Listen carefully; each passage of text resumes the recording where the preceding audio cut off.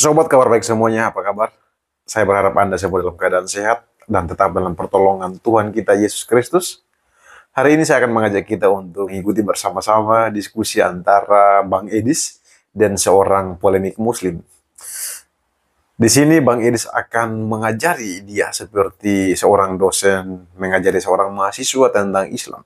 Karena walaupun Bang Edis bukan seorang muslim, tapi dia memahami banyak hal melebihi dari polemik muslim ini. Mari kita saksikan teman-teman. Tuhan Yesus memberkati. Tahankanlah terus istrimu dan bertakwalah kepada Allah. Terus, Sedang engkau menyembunyikan di dalam hatimu apa yang akan dinyatakan oleh Allah. terus. Dan engkau takut kepada manusia. Stop.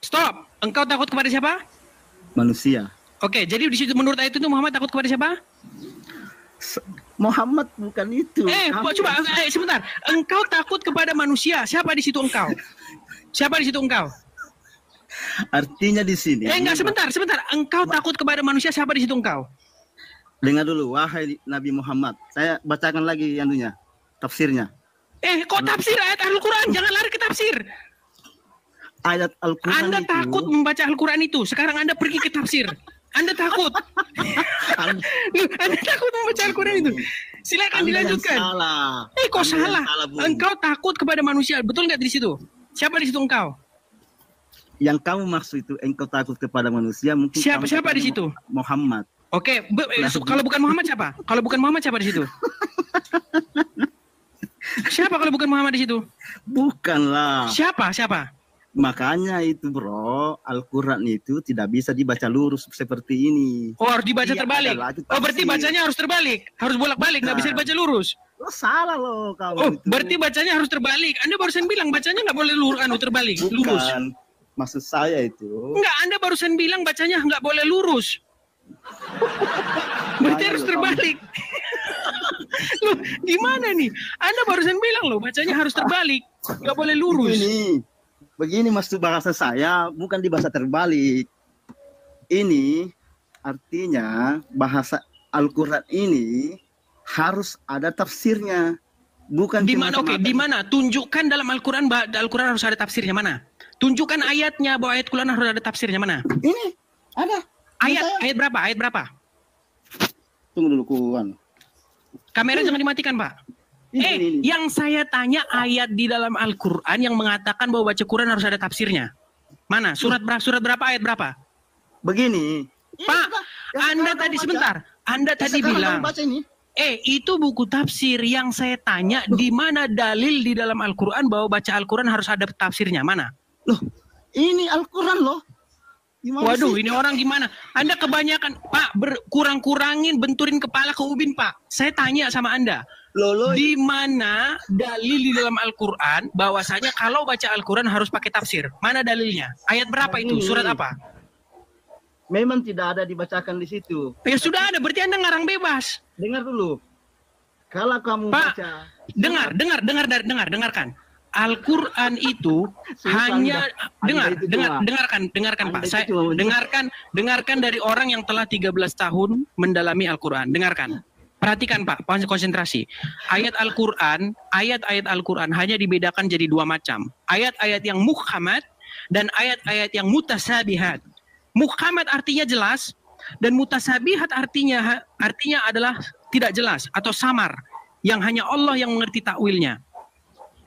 Kenapa Anda malah tunjuk buku tafsir? Itu buku tafsir yang saya tanya, dalil untuk memahami Al-Quran harus pakai buku tafsir mana?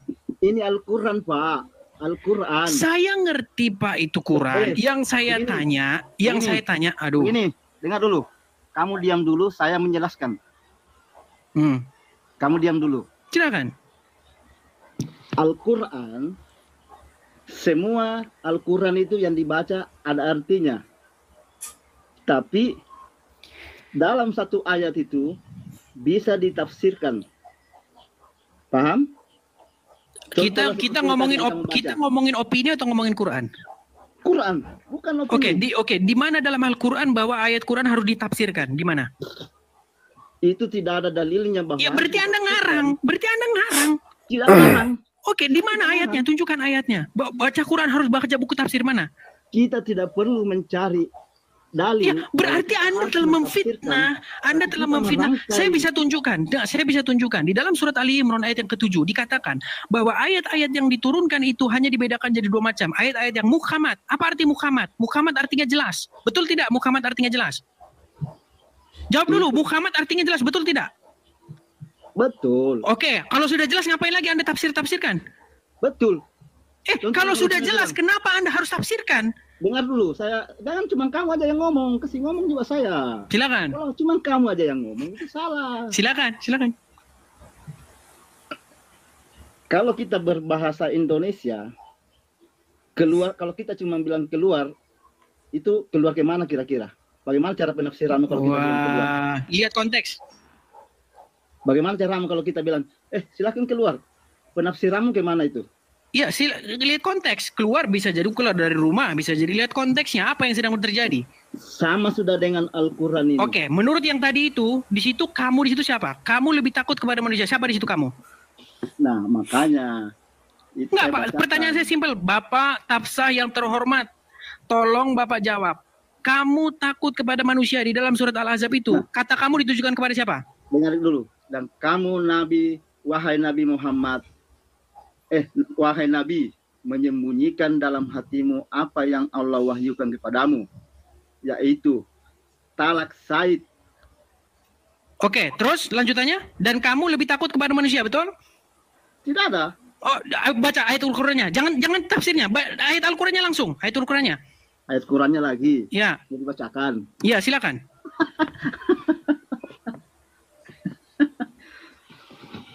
Mana sih? Saya udah cek pakai kacamata dulu ya.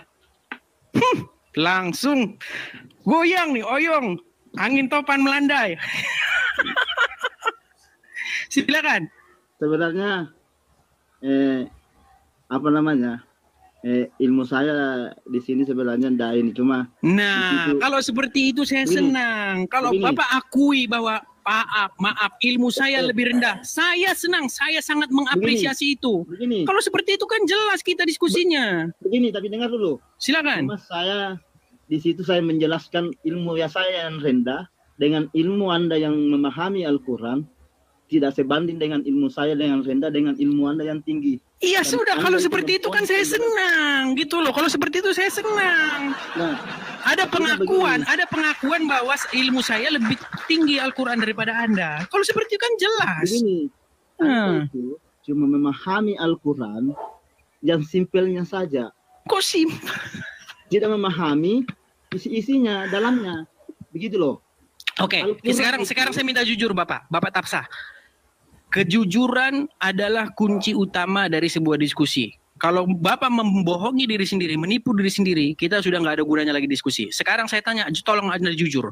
Menurut surat Al-Ahzab ayat 37, di situ ada kata-kata, dan engkau menyembunyikan di dalam hatimu apa yang Allah hendak menyatakan kepadamu. Dan engkau takut kepada manusia, padahal Allah lah yang lebih berhak engkau takuti. Engkau di situ siapa? Kalau kamu cuma Pak, pertanyaan saya sederhana. Engkau di situ siapa, Pak?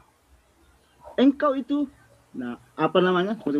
Saya tidak bisa bilang engkau siapa kalau saya tidak menjelaskan tafsirnya. Pak, begitu, engkau Pak. Di situ sudah jelas di situ Muhammad, Pak. Engkau di situ Muhammad. Salah. Kok salah sih, Pak? Engkau di situ siapa kalau bukan Muhammad? Dengar bagus-bagus ya. Dengar bagus-bagus saya tafsirkan ya. Tak kala kamu wahai Nabi. Oke, dikatakan kala aku wahai Nabi, berarti kamu di situ Nabi, betul atau tidak? Dengar dulu. Enggak, tatkala engkau wahai Nabi, berarti engkau di situ Nabi, betul tidak?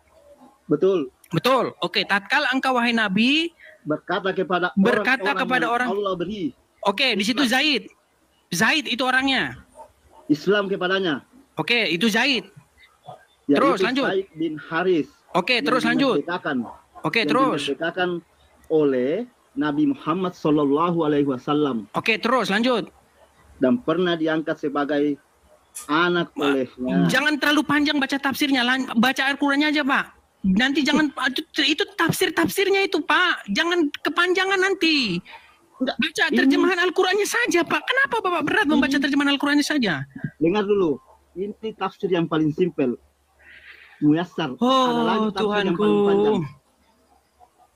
Pak, di situ kan di dalam terjemahan Al-Qur'annya nih, saya bacakan Pak, terjemahan Al-Qur'an saya nih. Saya pakai langsung di layar saya, dengarkan, lihat nih. Saya pakai langsung di layar saya nih, Pak. Al-Quran itu, Pak, pahami dulu. dengarkan. Nih, Kamu Pak, nih. nggak paham. Nih, Pak, nih. Kamu Nih. nggak paham.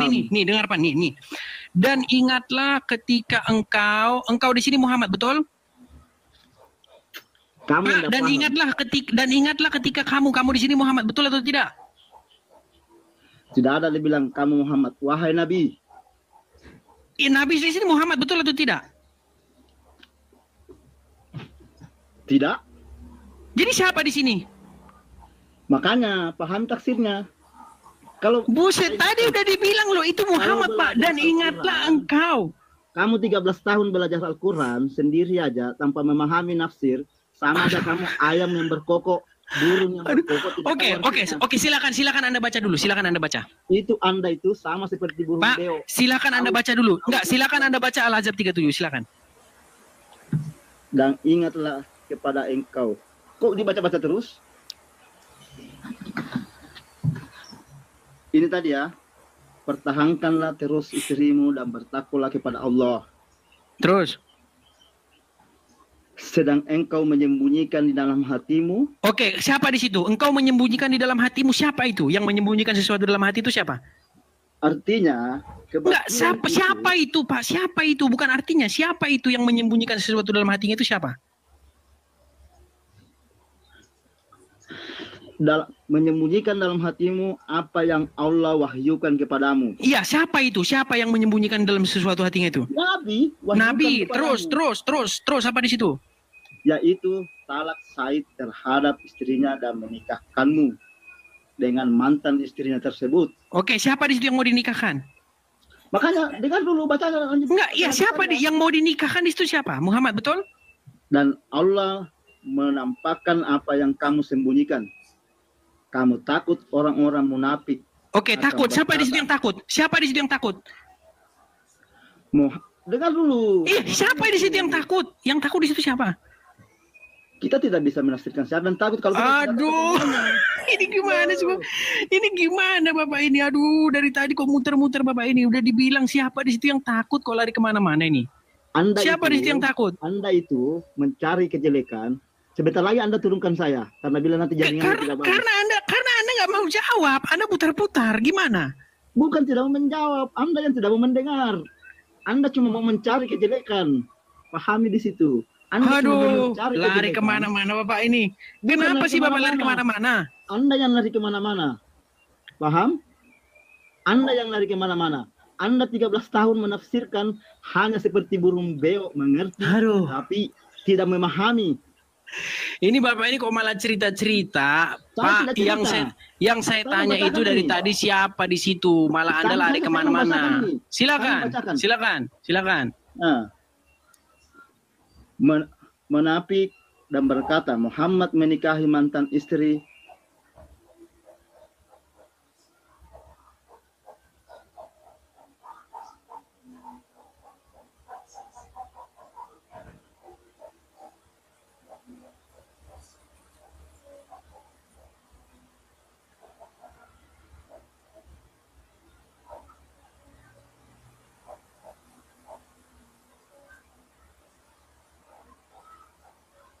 Anak-anak angkatnya, padahal Allah lebih patut untuk kamu. Oke, siapa di situ yang takut? Oke, padahal Allah lebih berhak engkau takuti. Siapa di situ?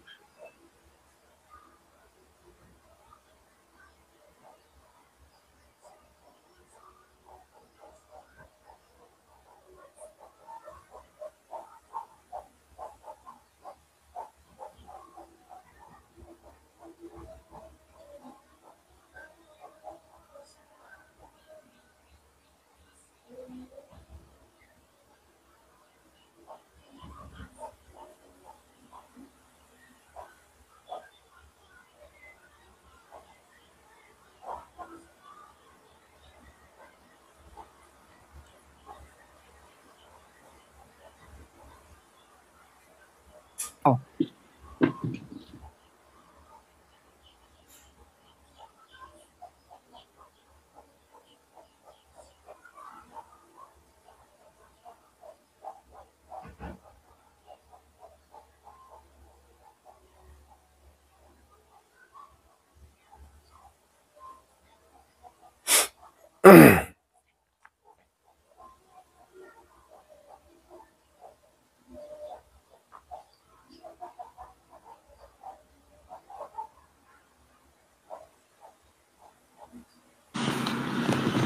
Siapa yang mau dinikahkan di situ siapa? Muhammad, betul? Dan Allah menampakkan apa yang kamu sembunyikan. Kamu takut orang-orang munafik. Oke, takut. Siapa di situ yang takut? Siapa di situ yang takut? Dengar dulu. Siapa di situ yang takut? Yang takut di situ siapa?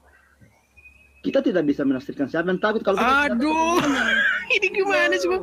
Ini gimana Bapak ini? Aduh, dari tadi kok muter-muter Bapak ini. Udah dibilang siapa di situ yang takut kok lari kemana-mana ini? Siapa di situ yang takut? Anda itu mencari kejelekan. Sebentar lagi Anda turunkan saya karena bila nanti jaringan tidak bagus. Karena Anda nggak mau jawab, Anda putar-putar. Gimana? Bukan tidak mau menjawab, Anda yang tidak mau mendengar. Anda cuma mau mencari kejelekan. Pahami di situ. Aduh, lari kemana-mana Bapak ini. Kenapa sih Bapak lari kemana-mana? Anda yang lari kemana-mana. Paham? Anda yang lari kemana-mana. Anda 13 tahun menafsirkan hanya seperti burung beo, mengerti, tapi tidak memahami. Ini Bapak ini kok malah cerita-cerita, Pak. Yang saya tanya itu dari tadi siapa di situ, malah Anda lari kemana-mana. Silakan. Nah, menafik dan berkata Muhammad menikahi mantan istri anak-anak angkatnya, padahal Allah lebih patut untuk kamu. Oke, siapa di situ yang takut? Oke, padahal Allah lebih berhak engkau takuti. Siapa di situ? Kamu. Padahal Allah lebih berhak engkau takuti. Siapa di situ engkau? Manakala Said sudah menunjukkan di situ dia. Padahal Allah lah yang lebih berhak engkau takuti. Siapa di situ engkau? Adakah dijelaskan di sini siapa engkau? Jadi siapa di situ engkau? Makanya saya baca. Gimana nih orang ini? Tuhan, aduh. Bagaimana? Loh, Anda ini gimana sih? Kamu yang bagaimana? Kamu yang tidak jelas. Aduh, ini orang, kamu yang tidak jelas. Ini orang gimana? Ini orang ini sakit kepala aku dibikin. Selalu ada yang setuju ke sesuatu, kamu langsung stop bahwa siapa yang ditakuti. Makanya tunggu penjelasannya. Saya jelaskan kayak gitu nah. Siapa di situ? Enggak. Kamu belajar ilmu, kamu sekolah sendiri, sekolah di rumah atau gimana? Oke lah, saya akui Anda tidak bisa menjawab ini. Sekarang Anda bertanya kepada saya kan? Kepada siapa saya belajar Al-Quran? Dengar, saya kasih tahu, dengarkan. Pertama-tama, saya seperti Anda persis.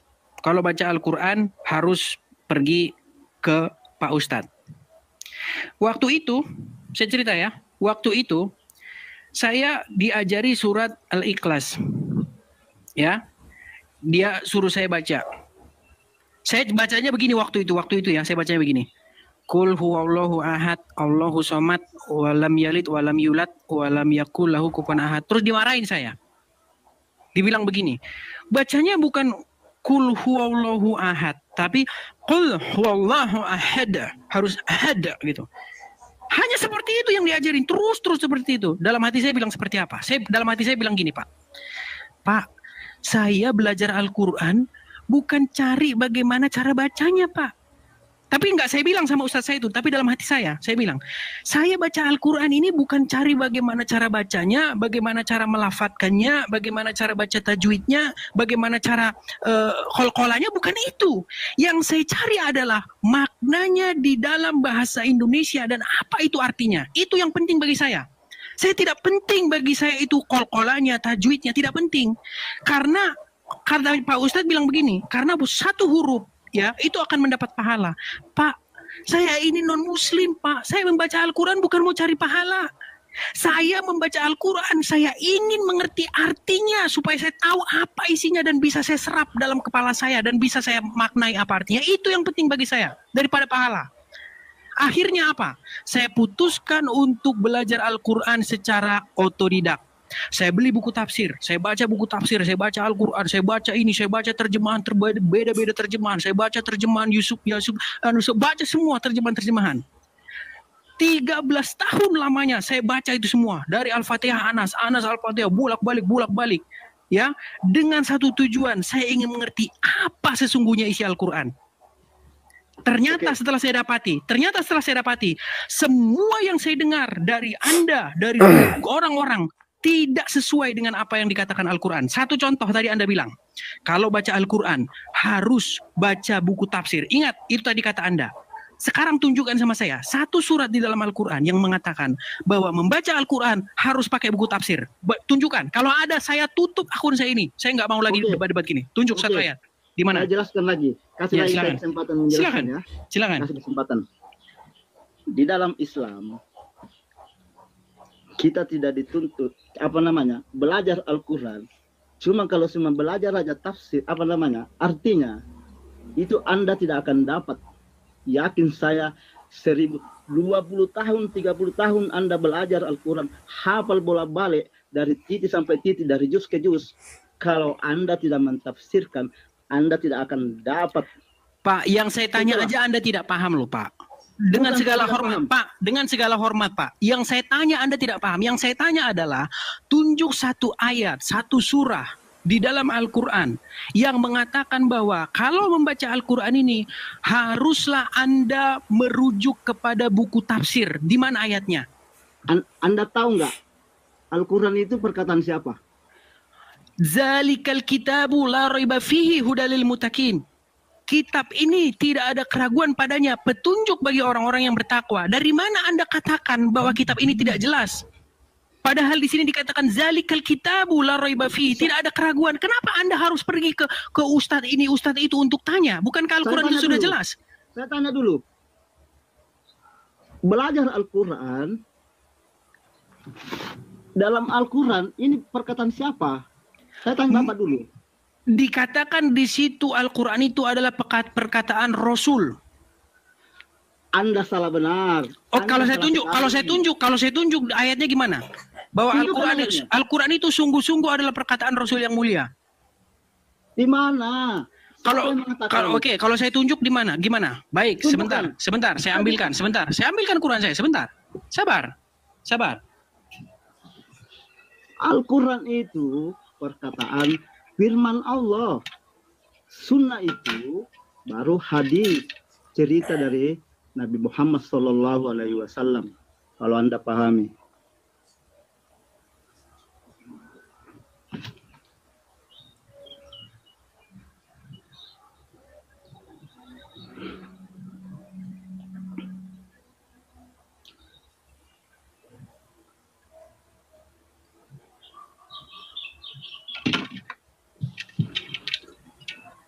Katanya 13 tahun hafal Al-Quran. Kok baru nyari hadisnya? Bukan hadis, Pak. Saya cari ayat Al-Quran saya karena Al-Quran saya tidak ini. Oke, di dalam surat Al-Haqqah. Enggak, silakan buka surat Al-Haqqah. Pak, saya tidak pernah bilang saya hafal, saya paham. Ya, saya bukan seperti Pak. Gini, ini tahu nggak kenapa? Di dalam Al-Quran saya belum pernah ketemu ayat yang menyuruh umat muslim untuk menghafal Al-Quran. Coba tunjukkan di mana ayatnya, hafalah Al-Quran ini. Kalau ada, saya tutup channel saya. Ya, tidak ada, Pak. Suruh perintah menghafal itu di mana ayatnya? Di mana suruh menghafal ayat Al-Quran? Al-Quran itu tidak ada memang di sini dalamnya. Makanya ada. Kenapa kalian terus bilang hafal? Di mana suruh menghafal, di mana? Di ayat berapa disuruh menghafal? Hadis, Pak. Hafalan. Bagaimana kamu caranya kalau kamu tidak menghafal, kalau kamu sholat? Saya tanya Bapak. Yang saya tanya itu bukan ada orang yang hafal atau tidak. Yang saya tanya adalah perintah untuk menghafal. Oke, kembali lagi tadi pertanyaan Anda. Al-Quran perkataan siapa? Di dalam surat Al-Haqqah. Ya, di dalam surat Al-Haqqah ayat yang ke-40. Silakan buka, Pak. Al-Haqqah. Ya, silakan. Al-Haqqah. Ya. Al-Haqqah ayat yang ke-40, bacakan. Surat berapa itu? Surat Al-Haqqah, Pak.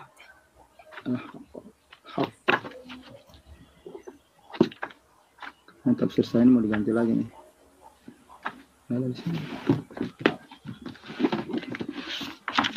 Coba dibaca sudah, sambil dibaca.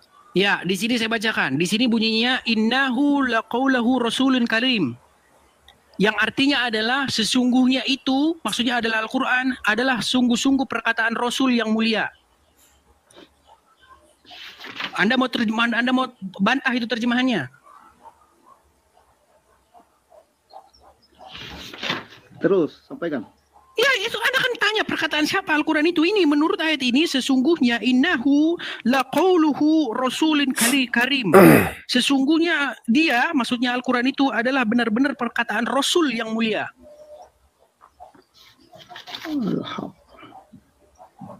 Tunggu ya, cari. Keberadaan surat Al-Haqqah aja Bapak tidak tahu itu dalam Al-Quran. Bagaimana mungkin Bapak besok cukur jenggot Pak? Saya sudah kasih tahu. Ya Bapak hanya jenggotnya saja yang panjang, tapi isinya nggak ada. Loh, dengar dulu. Belajar itu bukan berarti kita bingung untuk mencari. Pak, dengarkan. Dengarkan saya. segalanya. Dengarkan saya. Saya tahu Bapak orang baik. Ya. Saya tahu, saya melihat Bapak itu orang baik. Dengar Pak, dengar. Di dalam Al-Quran, dengar sebentar Pak. Saya itu tidak pernah menjelek-jelekan Anda. Saya juga tidak menjelekkan Bapak. Gini, dengarkan Pak ya. Anda itu, Pak, dengarkan dulu, dengarkan Pak. apa Dengarkan. namanya, langsung ke ponis ke fisik saya. Enggak, oke gini, dengarkan Pak.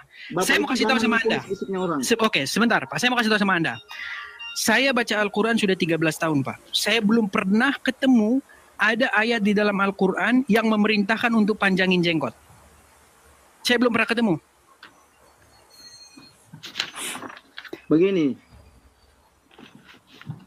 di dalam Al-Quran untuk memanjangkan jenggot memang tidak ada. Tidak ada. Oke, sudah.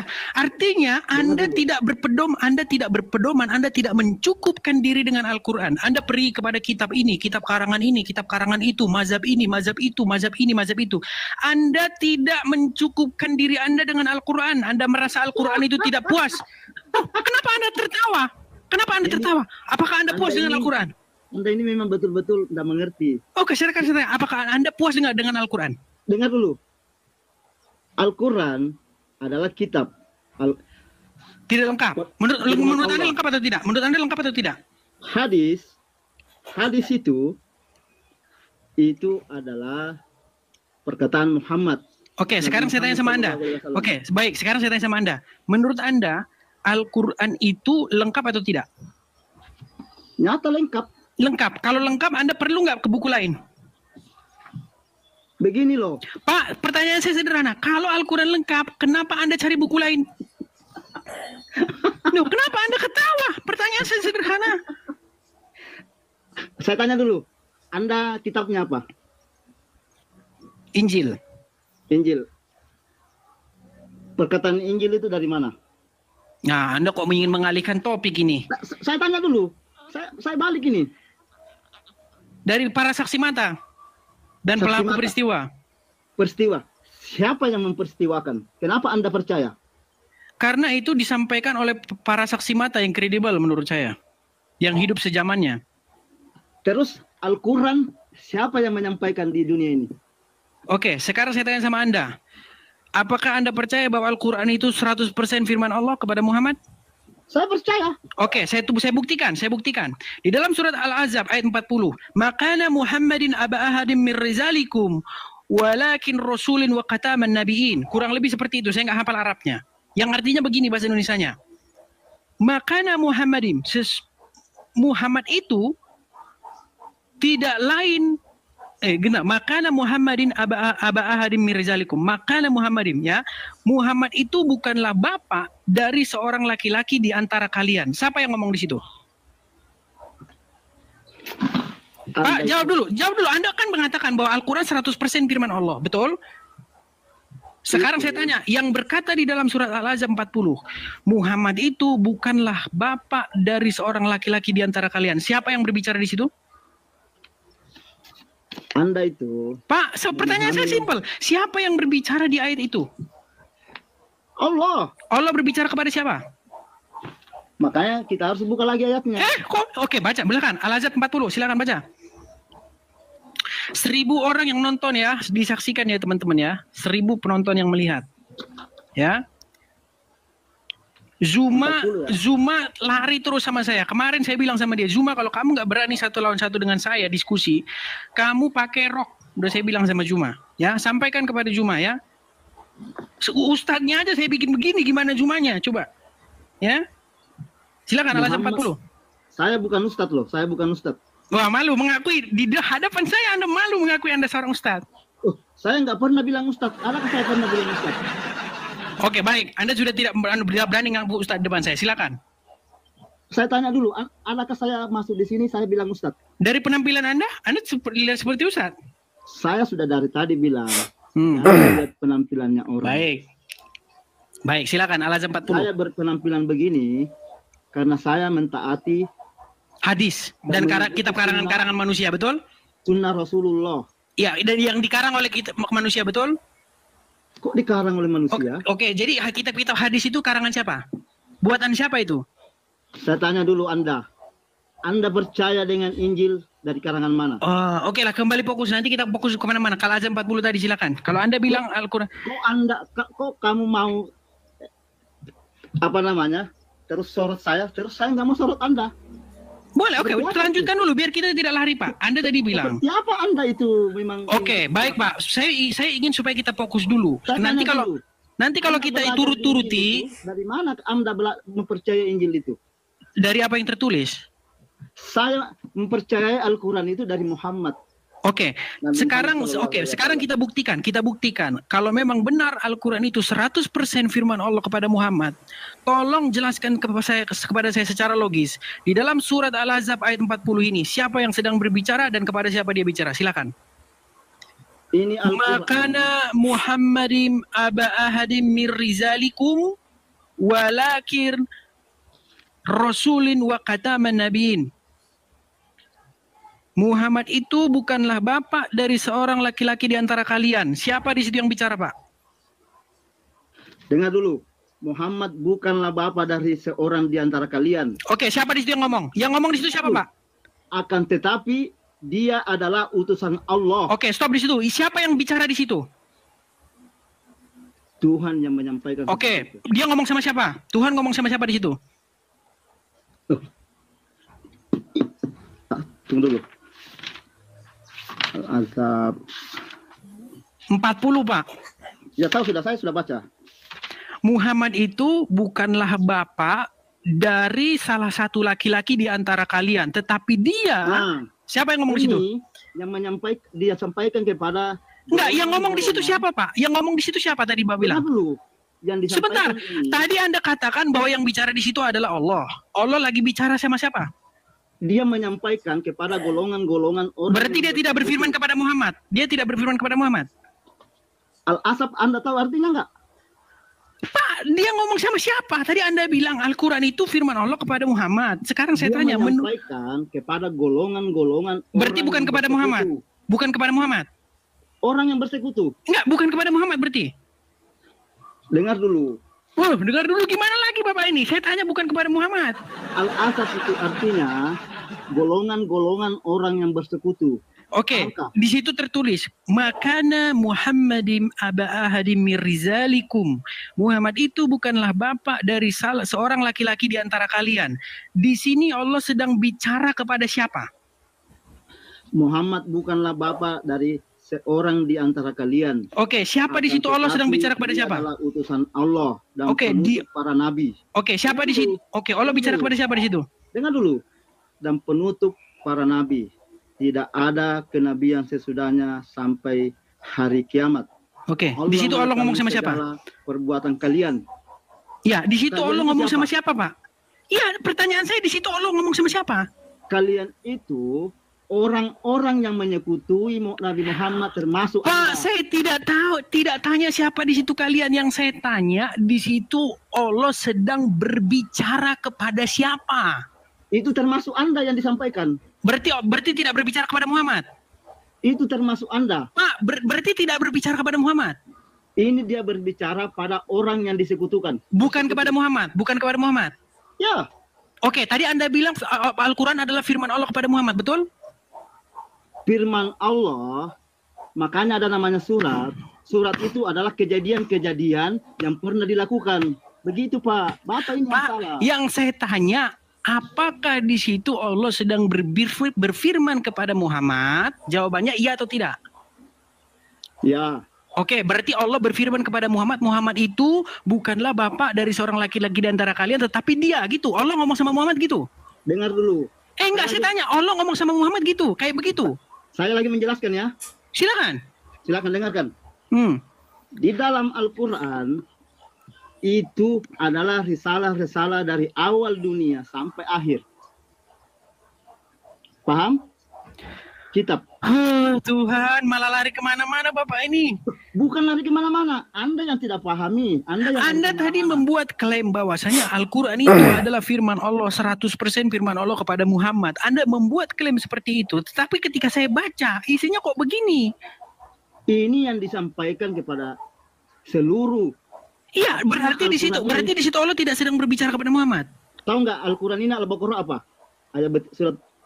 Aduh, lari-lari Bapak ini kemana-mana. Al-Baqarah itu artinya sampai betina, Pak. Anda yang lari-lari. Loh, saya tanya Bapak kemana, lari kemana? Al-Imran sampaikan sama siapa?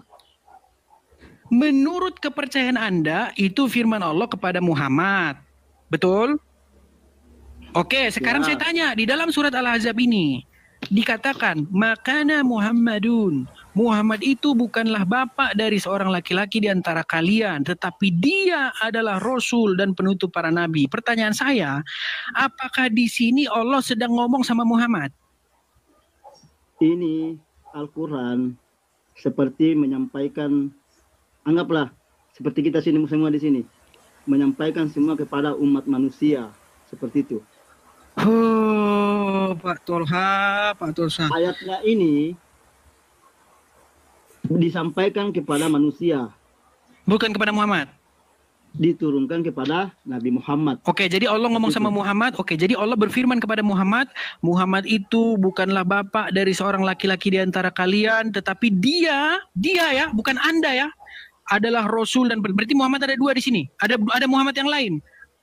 Tidak ada. Terus dia ngomong dia adalah Rasul. Allah ngomong sama Muhammad, dia Muhammad adalah Rasul gitu. Susah mau dijelaskan orang yang tidak mengerti, yang tidak paham. Kalau kepala saya juga pusing, Pak. Pusing kepala saya. Saya malah pusing, apa namanya?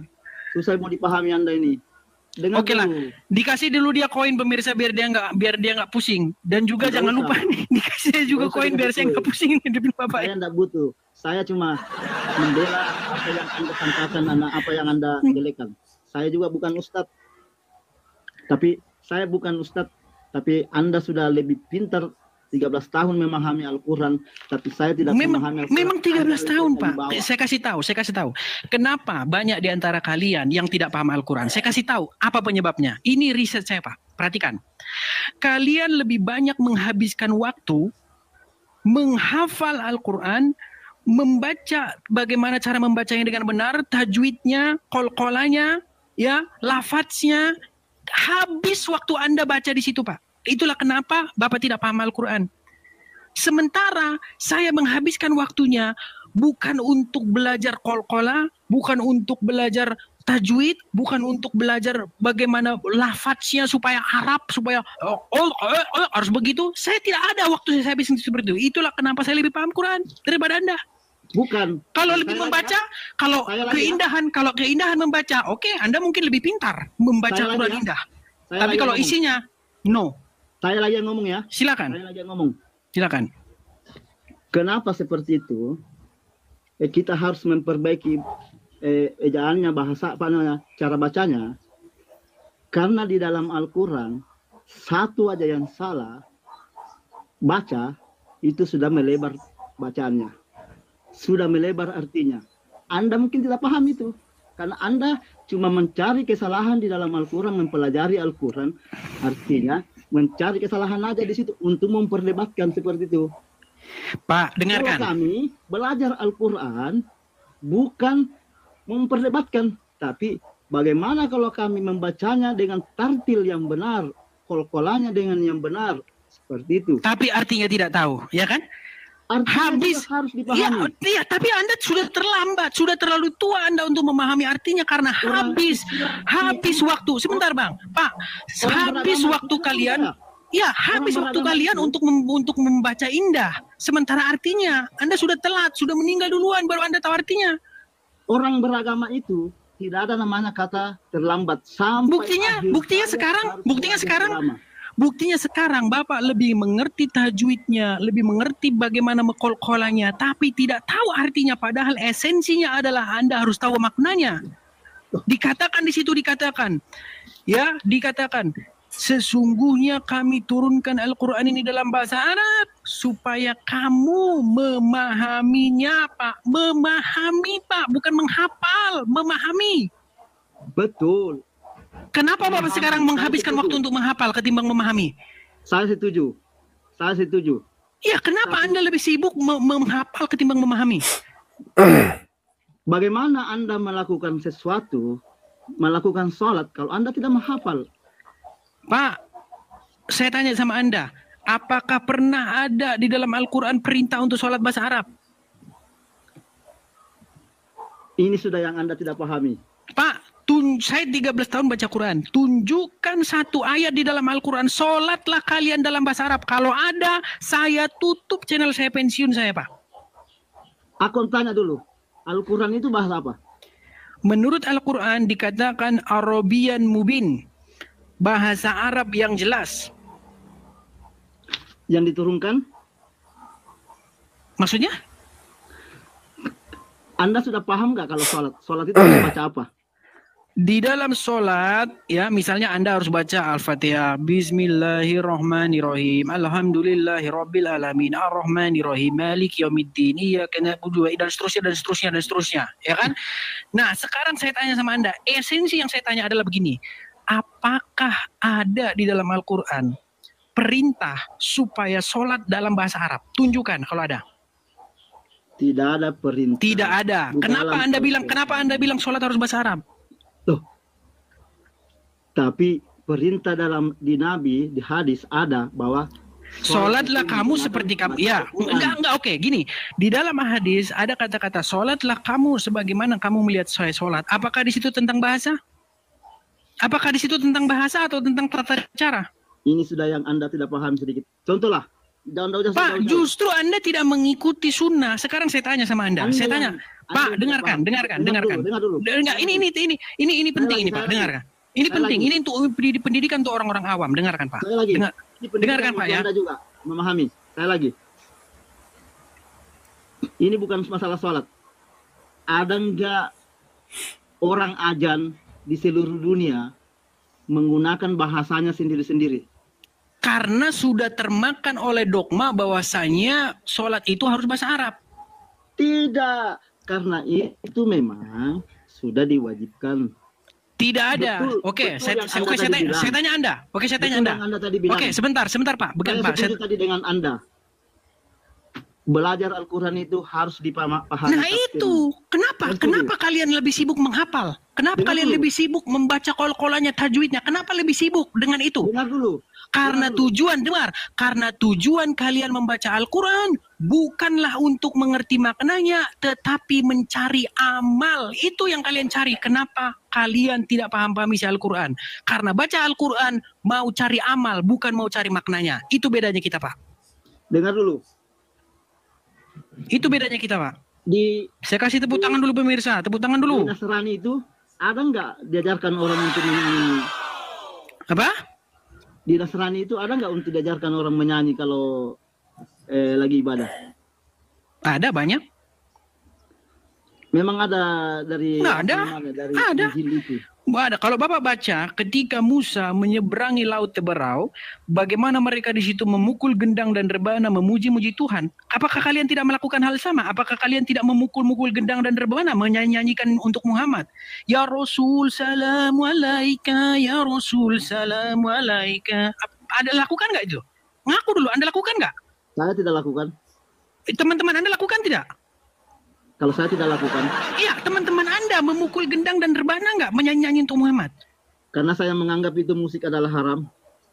Oke, saya nggak tanya Anda. Bagi Anda musik haram. Teman-teman Anda yang Muslim, mereka bernyanyi-nyanyi, memukul gendang, memukul rebana, bernyanyi-nyanyi, menari-nari. Mereka melakukan itu tidak? Jawab, betul atau tidak? Begini, saya setuju. Jangan begini, dijawab dulu, betul atau tidak itu? Saya setuju dengan perkataan bahwa ada yang menghalalkan. Jangan langsung sudah. Di mana dalilnya bahwa musik haram dalam Al-Quran?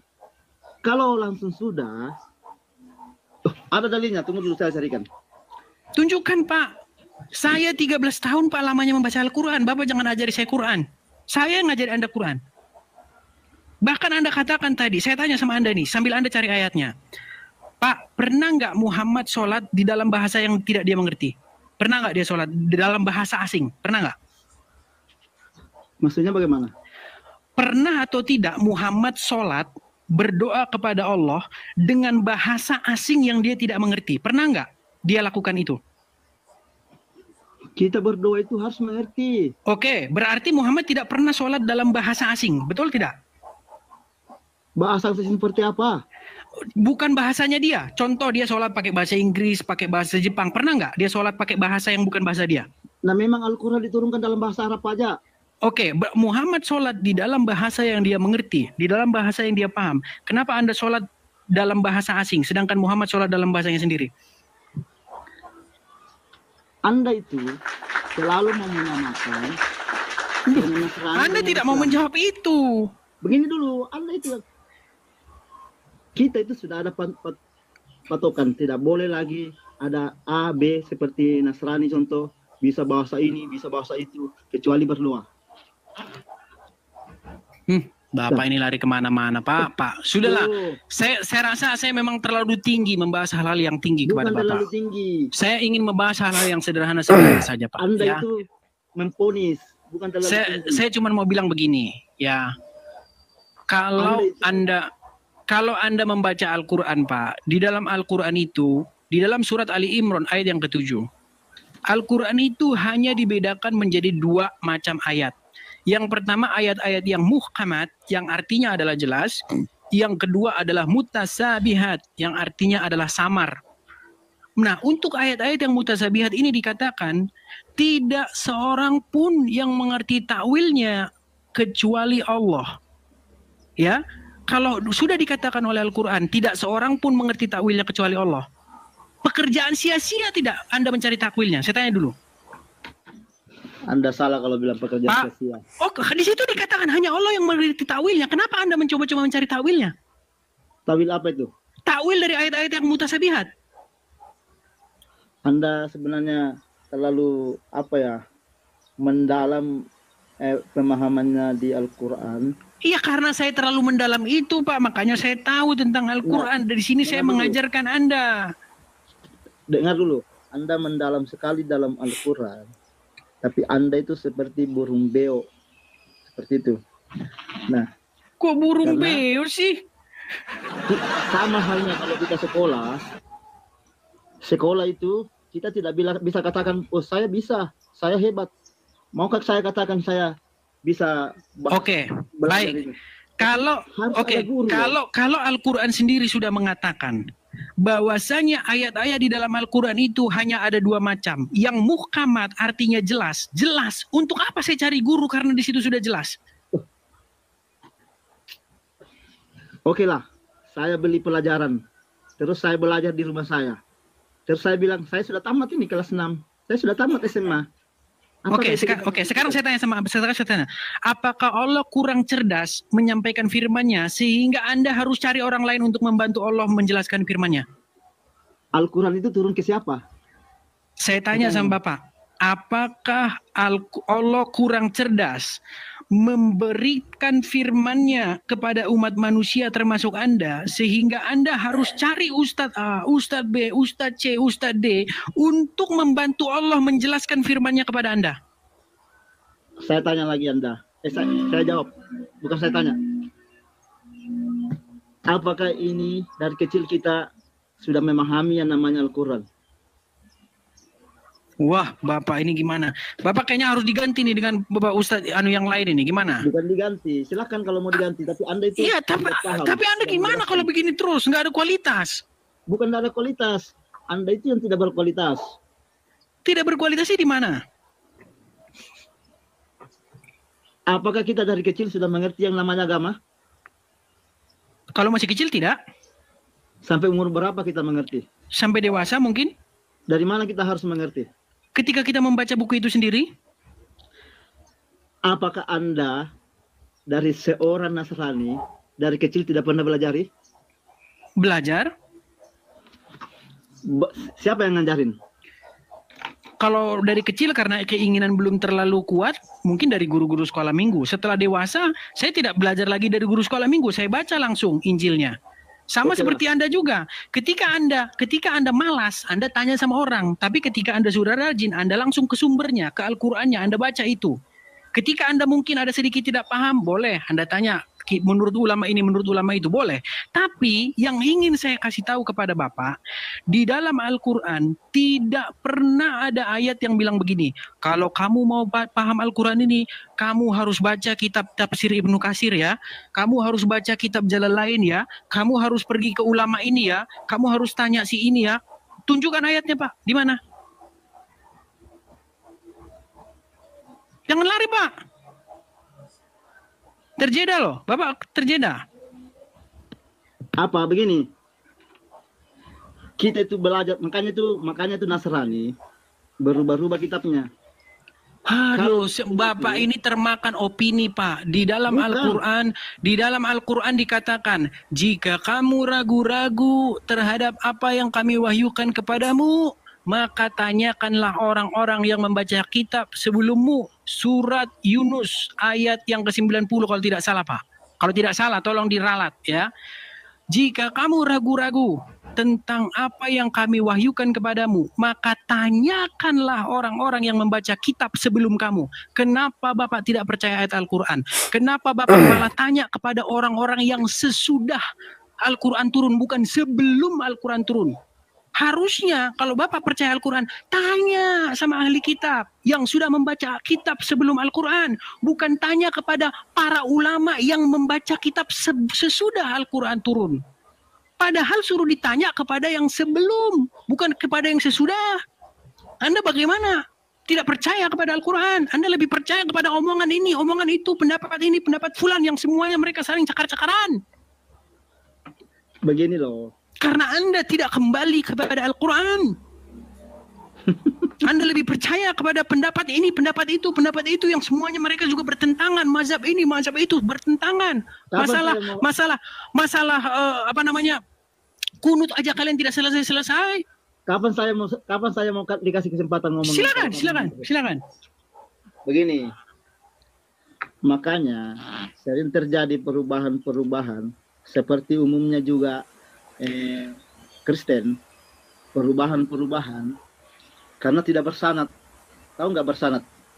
Pak, sanad itu justru membuktikan ketidakakuratan informasi itu atau jauhnya informasi itu dari sumber sejarah. Saya kasih contoh. Kalau Anda ingin bercerita kepada anak Anda tentang bapak Anda, perlu nggak Anda sanad? Saya tanya. Saya tanya dulu. Pak, simpel. Tadi kan Anda mempermasalahkan sanad. Kata si fulan berkata kepada si fulan, kata katanya. Oke. Itu kata Anda bagus. Sekarang saya tanya. Justru kalau sanadnya makin panjang, silakan. Saya lagi ngomong. Kenapa Al-Qur'an itu tidak pernah berubah dari awal diturunkan sampai sekarang? Karena sanadnya jelas. Di dalam Al-Qur'an tidak ada sanad, Pak. Cari yang tidak jelas, tidak seperti Nasrani. Itu berubah. Ya, ini Bapak termakan informasi. Oke, sekarang saya tanya. Al-Qur'an itu sudah bersanad dari dulunya. Bagaimana caranya kamu tahu? Oke, di mana sanadnya Al-Qur'an, Pak? Tunjukkan. Di mana sanadnya Al-Qur'an? Bapak itu tahu Al-Qur'an dari mana? Pak, di dalam Al-Qur'an tidak ada ditulis di sini dari si ini nggak ada, Pak. Bunyi ayat pertama di dalam Al-Qur'an, Bismillahirrahmanirrahim, Alhamdulillahirabbil alamin, Arrahmanirrahim, Maliki yaumiddin. Di mana di situ sanadnya, Pak? Anda tidak lihat ini siapa penanggung jawab? Pak, itu kata pengantar bukan Al-Qur'an, Pak. Itu kata pengantar bukan Al-Qur'annya. Itu sudah namanya bersanad. Iya, tapi itu informasi itu ada di luar Al-Qur'an, bukan di dalam Al-Qur'annya, Pak. Al-Qur'an itu tidak langsung turun aja. Kamu dapat, saudara. Tidak mungkin. Ada yang nulis, ada yang jelaskan. Siapa yang nulis Al-Qur'an? Siapa yang nulis Al-Qur'an? Ada yang menyampaikan. Iya, siapa yang nulis Al-Qur'an? Makanya Al-Qur'an itu tidak berubah-berubah. Iya, Pak, saya tanya, siapa yang menulis Al-Qur'an? Makanya kita lihat seperti ini. Siapa sih sanadnya yang bertanggung jawab? Kalau Bapak Seperti- bilang tidak berubah-ubah, Jelaskan. sebenarnya Bapak juga salah. Sekarang Bapak tahu nggak bacaan Al-Quran yang berbeda-beda? Bacaan Al-Quran yang berbeda-beda memang ada pada Memang zaman ada. Oke, itu buktinya Al-Quran berubah nggak? tidak berubah sama Iya, sekali. kok udah beda-beda kok tidak berubah? Bacaan Hafs, bacaan Wars beda nggak? Bacaan Qalun beda nggak? Bacaannya beda. Iya, artinya oke, kalau beda berarti artinya beda. Itu beda di ujungnya naru. Seperti itu Iya, yang kamu iya, makanya saya bilang, oke, kita kasih contoh aja Pak tentang tayamum. Saya tanya sama Anda, menurut versi Hafs atau menurut versi Qalun atau menurut versi yang manapun, orang bertayamum ketika tidak menemukan air, dia bertayamum, di situ dikatakan karena bersentuhan dengan perempuan. Bersentuhan di situ apa? persentuhannya segini. Oke, tapi tahu nggak Anda menurut mazhab lain itu bersentuhan di situ artinya berhubungan badan? Makanya Enggak, saya tanya dulu, tahu nggak bahwa ada mazhab lain yang mengatakan bersentuhan di situ bukan bersentuhan fisik begini, tapi berhubungan badan, berhubungan seksual. Tahu nggak? Anda tahu itu nggak? makanya kata-kata Enggak, itu sebentar, Anda tahu itu tidak? Tahu itu tidak? Tahu. Tahu, oke. Menurut mazhab lain, bersentuhan itu artinya berhubungan badan. Menurut mazhab lain, bersentuhan itu artinya sentuhan kulit. Sudah beda nggak? Beda nggak itu? Artinya begini. Enggak, saya tanya, beda nggak itu? Saya tanya. Ya, maksudnya ini. Enggak, saya tanya dulu sama badan, Bapak. Beda nggak itu? Begitu. Selemurin kah begitu? Aduh, urkelah. Sekarang Bapak, karena Bapak saya sarankan kepada Pak Tafsah untuk mendalami lagi Al-Quran, ya, belajar terus isi Al-Quran, ya, nanti mungkin 15 atau 20 tahun lagi silakan Bapak temui saya lagi. Saya sarankan juga ke Bapak, Anda, siapa sih namanya? ADTP. EDTV, silakan Anda mempelajari lebih detail lagi, jangan cuma mencari sesuatu yang menyalahkan, mencari sesuatu. Saya sebagai muslim juga, dari saya sekarang belajar, sampai tutup usia itu tidak akan berhenti saya belajar.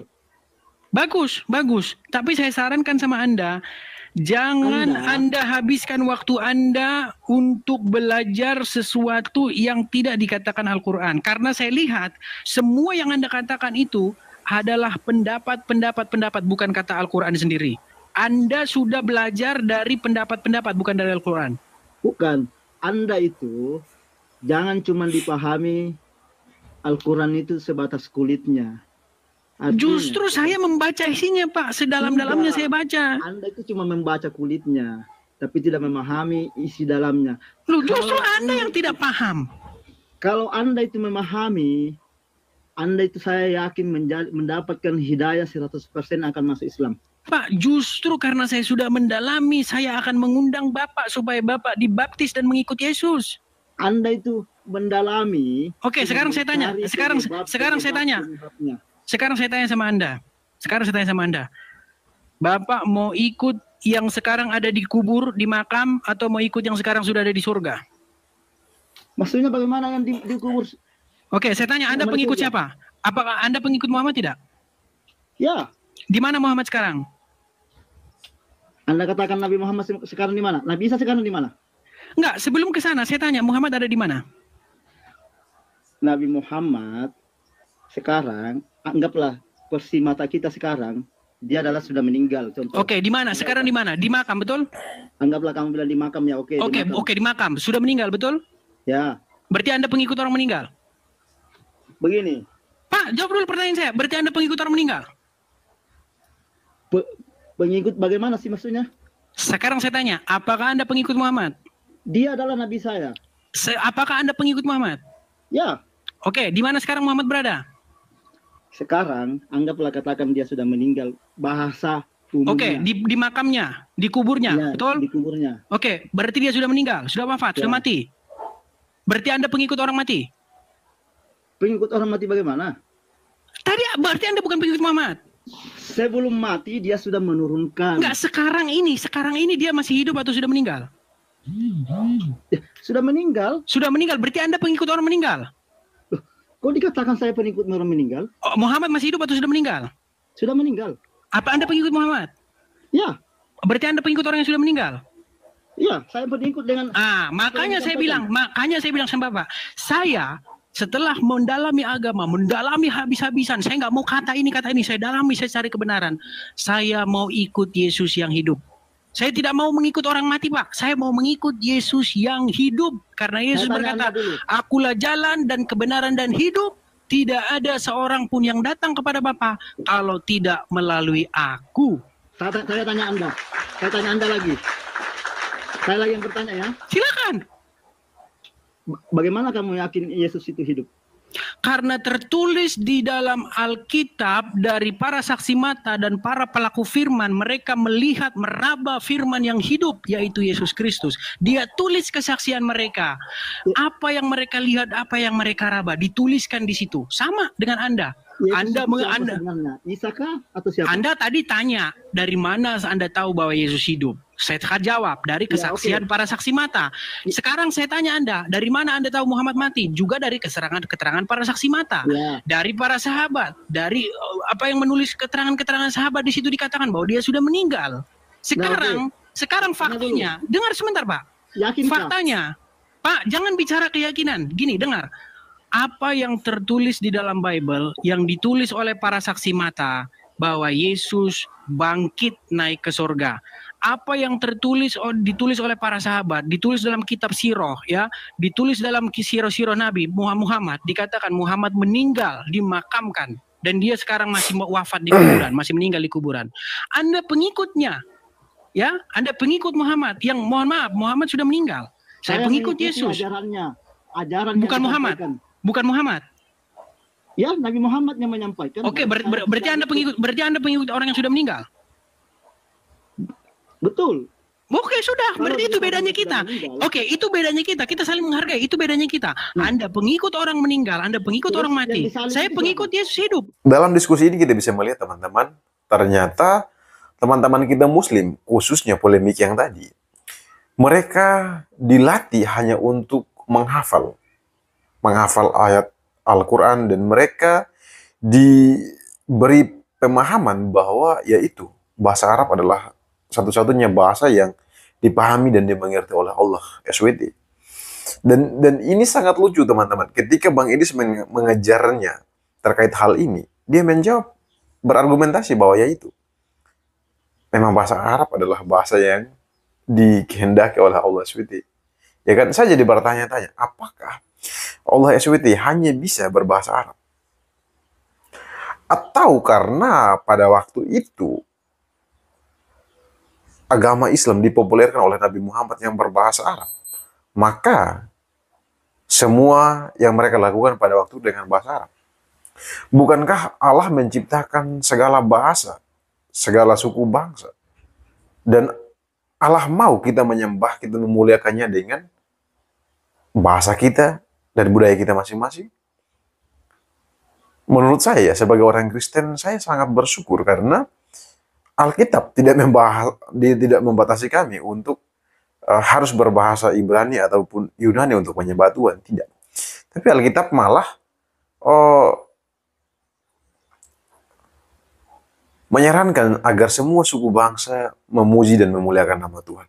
Itu yang saya tahu teman-teman. Itulah yang luar biasa, dan saya jadi mengerti bahwa Tuhan saya adalah Tuhan yang benar, Tuhan yang mencintai segala kaum, segala suku, segala bahasa, dan itu adalah Tuhan yang maha besar. Karena apa? Dia yang menciptakan semuanya itu. Masa akan dia membatasi kita untuk menyembah dia dengan hanya satu bahasa, dan itu menurut saya tidak mungkin. Baik teman-teman, silahkan berikan komentar Anda. Dan saya selalu mengingatkan agar teman-teman berkomentar dengan sopan, dengan baik. Jangan menghujat satu sama yang lain. Sekian yang dapat saya sampaikan. Tuhan Yesus memberkati.